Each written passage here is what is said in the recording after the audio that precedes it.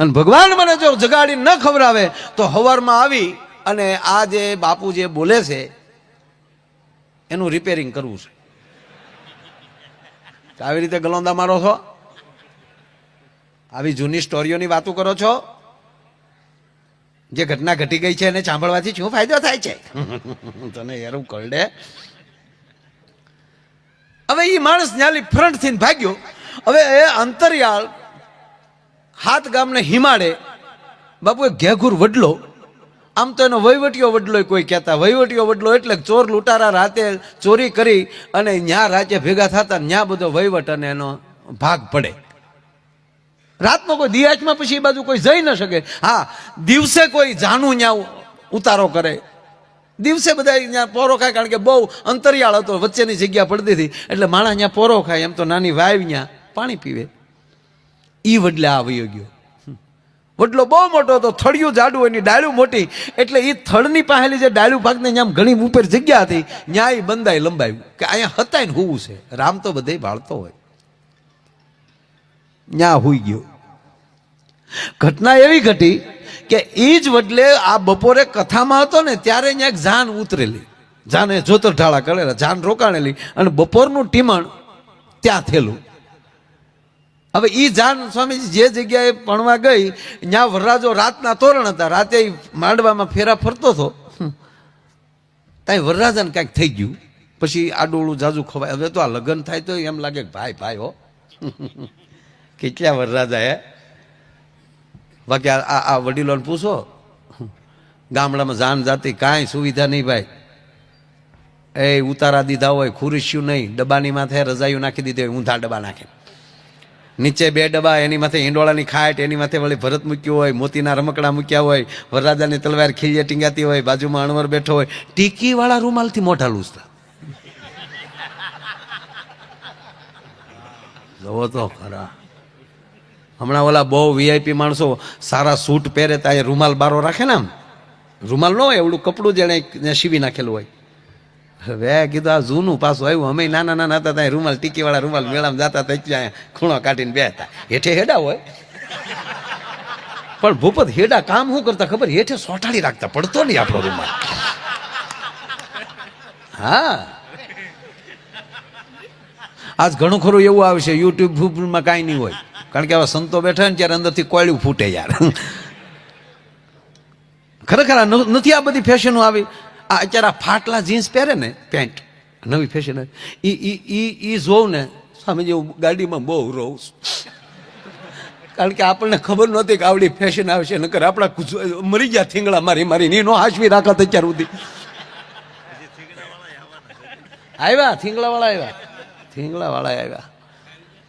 ઓહો, આપણા ગામમાં ઓલા કારીગરને કાપતા ન આવડતું, તાહળી કટ કહેતા, ફેશન ના આવી. કૂતરા કટવાળ આવ્યા. હા, ઓલો કૂતરા નો એક કાનું હેઠો ને એક કાનું ઊંસો, એવા કૂતરા ગણે. એક પેલી ઠામુકાની ને એક પેલી વાળ ને, સારું કેવું આવ્યું. ઓહો મારા. આ તો આપણે સાંભળી લો કે નથી ચાલુ કર્યું, બાકી લખી નાખીએ ને કે ઉત્તમ પ્રકારનો ખોળ અહીં મળે છે અને આ ખોળ ખાવાથી પગના તળિયા બળતા બંધ થઈ જતા. આ દુનિયા ખોળ ખાય એમ છે ડોયા. આયુર્વેદિક છે ને તો ખાવું જોઈએ. હું આયુર્વેદિક, તમારો વિકલ્પ તમારી પાસે જ છે, તમને બીજું કોઈ સારું નહીં કરી શકે. ભગવાન ભાગવતમાં બેઠા છે ત્યારે સ્વામીજી યાદ આવે ભગવાન કૃષ્ણની સામે અર્જુને હથિયારનો ઘા કરીને બેસી ગયા અને કીધું કે મારામાં નથી લડવું. તો કૃષ્ણ કહી શકતા હતા તારો મોટો ભાઈ ધર્મરાજ ઉભો છે, પૂછી લે, તારા પરિવારને પૂછ જા, યોગ્ય લાગે તો કહેજો, નહીં તો હું પછી નીકળું. આ કઈ ખોટું ડ્રાઇવિંગ નથી લીધું મેં. નહીં અર્જુન, તારે જ કરવાનું છે. એનો અર્થ આપણા જ પગે હાલવું પડે. કિલોમીટર સરકારે લખ્યા છે, કાપવાના આપણે છે. અહીંયા બોર્ડ માર્યું હોય 218 કિલોમીટર અમદાવાદ, અને એને ભૂસીને તમે 0 કરી નાખો તો અમદાવાદ ના આવે સાહેબ. એ તો બુદ્ધિનો પ્રયોગ કર્યો. કાપવા કિલોમીટર તો આપણે જ પડે. અને કોણ કરી શકે? તમારો સદગુરુ. તમારે અંદર કોઈ જો પાવર આપતું હોય તો એ તમારો સદગુરુ જ આપે. એનાથી બહુ સારો ફેર પડે. વાત આ મૂળ વાત હાલે છે એટલે લગ્ન હારા છે અત્યારે. પેલા સુવિધા હતી જ નહીં ગામડામાં, એ જાનગી હોય ને એ ઉતારે બધા બેઠા હોય ને એમાં વળી બેનો પાછા વળી ગીત ગાતા ગાતા આવે વરરાજાને જોવા, લીલી પીળી લેટ કરો મારે ઘુઘુ જમાઈને જોવા છે, કાળા છે કે આપણા ભાગમાં છે એવો આવ્યો છે બાપા આપણા પોઈન્ટ. હવે કાંઈ લીલી પીળી લેટ કરવામાં. અને એ ટોળાની અંદર જે દીકરીના લગ્ન હોય એ છુપાઈ રીતે એ દીકરી પણ એમાં હોય, અને એ મગ અને મીઠું એ આમ ઉડાડે, સુકન કરવા આવે, એને વધાવે. હવે મગ તો સુકન ના કહેવાય, પણ હારો મીઠું હું કામ ઉડાડે ને એ હજી ખબર નથી પડી. એ રિવાજ વયોજોગ છે એ મને નથી ખબર, પણ હારે મીઠું ઉડાડતા, નમક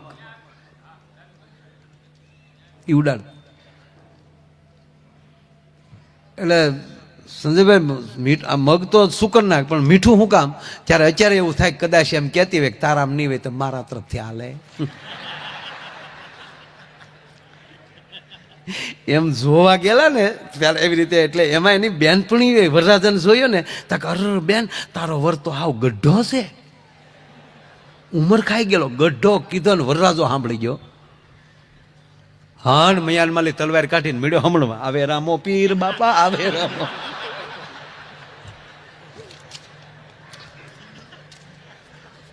એવો ઉલ્લી ઉલ્લીને બહેણ્યું મારતો જાય ને તલવાર લડતો જાય. ત્યારે કન્યા એમ બોલી કે થોડીક મોટી ઉંમરના છે એમ તો મારા બાપાએ કહેતા, પણ ગાંડી પાસીના છે એ આજ ખબર પડી એમ.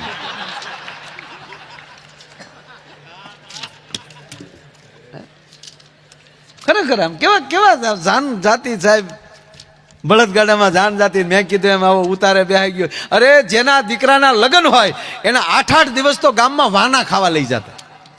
આજ અમારી ઘરે વાનો ખાવા આવજો એટલે વળી એને ત્યાં જમાડે. હારે વળી એક મારી જેવો મફચ્યો હારે ગયો હોય, હ ભાઈને રચ આપજો, કેરી ઘોળીને ખા. ત્યાં વળી બીજો બાજુ બેઠો બેઠો શું કે ભાઈને રચ નહીં ફાવે. વરરાજો તો કેટલું માન થઈ જાય, ભાઈ રસ નહીં ખાય. તારો ડોહો આ રસ નહીં ખાય એમ ગોઠલા હોતી કેરી ગળી જતો ડોહા. હા તો એ વરરાજો છો એટલે આને પ્રેમથી બેહાડવો પડે. પણ આવા રિવાજ હતો બહુ સરસ. અને પછી જમી લે, પછી એ ઘરની દીકરીઓ બેન એના હાથમાં શ્રીફળ આપે અને પહ ભર્યો કે, અને માથે કપડું રાખે. વરરાજો વળી એક હાથમાં નાળિયેર હોય ને એક હાથે આમ તલવારથી વળી ઓલું કપડું ઊંચું રાખ્યું હોય, અને વળી પાછા ઢોલ આગળ વાગતો જાય. ઘર સુધી બાયું ગીત ગાતા ગાતા મૂકવા જાય. આવું 8 દી મુકાલે.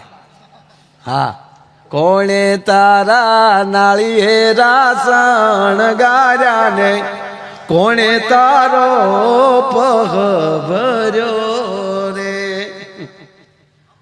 એક જણા આમળામ લઈ જતા હતા ને એમાં પોલીસ આવીને એ પોલીસે ઉપાડ્યો. બોલો કે આ ડંકીનો પાઇપ સોરીને આવેલો છે.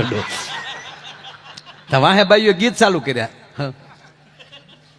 પાડોહી તારા નાળિયેરા શણગાર્યા ને, પછી પોલીસે તારો પહ. પણ આવા લગ્ન ટૂંકમાં આ તો વચ્ચે અમથો આનંદ કરું, પણ આવા ઉતારા થતા. 8-8 દિવસથી વાના ખાધા હોય. પછી વરરાજાને પીઠી ચોળાય ત્યારે જ ઘર આખું ફરતું બહેન કીધે તારે માંડવામાં બોલવાનું જ નહીં.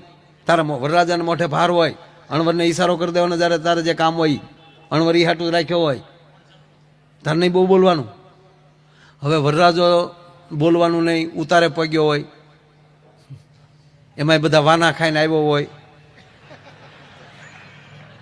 પેટમાં ક્રૂ ચાલુ થાય. અને ત્યારે એ ત્યારે અમુક આવા ગામડામાં ઉતારે ટોયલેટ બાથરૂમ ન હોય. એ વળી પાછો વરરાજો અણવરને કોણી મારે એટલે અણવર આમ સામું જોવે એટલે અણવર વરરાજો ઈશારો કરે, ડબલું ડબલું. એ વળી અણવરના હાથમાં એક ટીકીવાળો રૂમાલ હોય ને એ વળી આમ ડબલા ટીંગાતા હોય. મુકા ઉતારો જેનો હોય ને એ 20 ડબલા તો નવા લાવતા.